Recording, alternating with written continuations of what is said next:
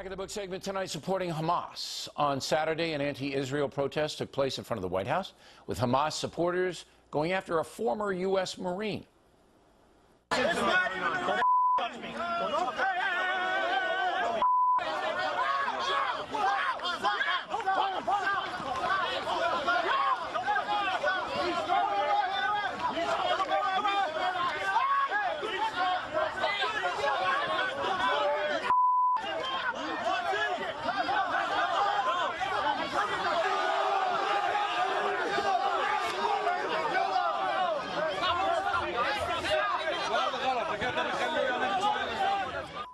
Joining us now from Washington, Charles Krauthammer. Now, some people know this, but not all. You're a psychiatrist as well as a political guy.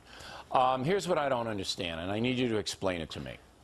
Hamas is a terror group. Everybody knows it, all right? If you care to be a fair-minded person, you know Hamas is a terror group.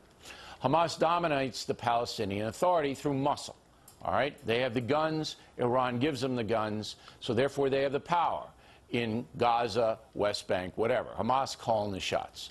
So you have a bevy of Americans who are sympathetic to the Palestinians, but by the same token are supporting Hamas, and then you have tons of them in Europe. What's the mentality behind that? I would draw a sharp distinction between the European sympathizers and demonstrators and the American ones.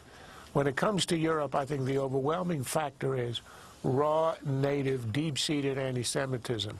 This is 2,000-year-old anti-Semitism.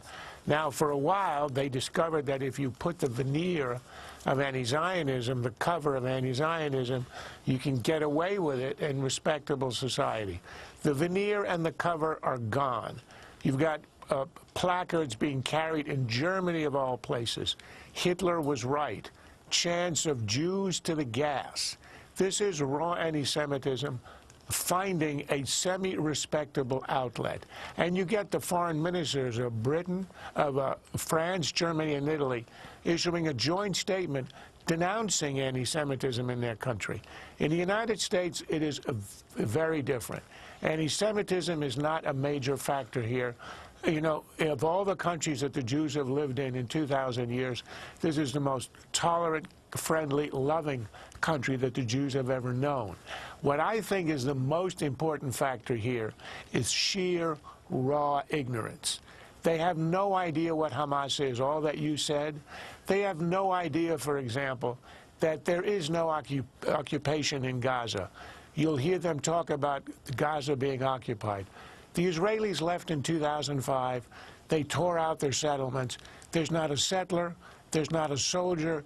There is not a Jew left in Gaza. Do any of these people know it? No. Are they aware that just a few days ago the spokesman for Hamas in Lebanon said on Arabic television that the Jews lust for the killing of children? After all, they have always used the blood of children in their matzahs on Passover. And when he was asked about that again, I think it was yesterday, on a major American network, he refused to retract. This is the oldest blood libel of all. Are they aware of the fact that Hamas's charter calls not just for the destruction of Israel, but for the killing of Jews everywhere in the world? This is an openly genocidal organization. But you're giving them a pass. I think most of these people are aware of that, and if they wanted to be, they could be easily, because we have computers, and they could just Google Hamas, and it'll all come up. Now, what fuels it, These are not people interested in information or truth. That's right. They don't care about the truth because, in your opinion, and I think you're right, they hate Jews.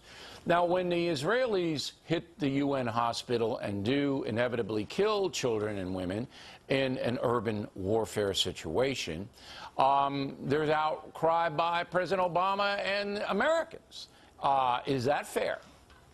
Well, I think one of the reasons that you get this outcry is because Americans are completely unaware of how the news is managed in Gaza. An Israeli filmmaker interviewed a Spanish photographer in Gaza, and he said to him, "Have you ever seen a missile battery operating?" And he said, "Oh, yes. They operated right outside our hotel." And he asked him point blank, "Did you show it?" He said, "Of course not. If I did, they would kill me." Right. Now, when you look at the pictures of Gaza, think about this. Have you ever seen the picture of a Hamas operative? Ever seen a Hamas gunman? Ever seen a missile battery? Ever seen a dead Hamas fighter? Never.